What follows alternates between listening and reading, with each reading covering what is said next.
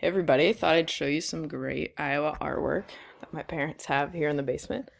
Hope things are going well. Happy Thursday. That is a bad angle, huh?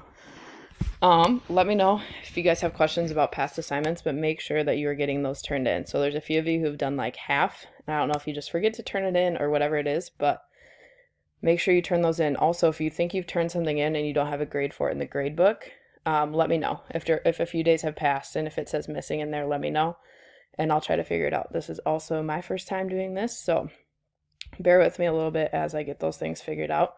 I'll probably grade everything a day after you do it. So Monday's assignments I'll grade on Tuesday, Tuesdays I'll grade on Wednesday, and so on. So know that going forward. For today's workout, you're going to do a workout that Miss Egan made. So she has a short little YouTube video there.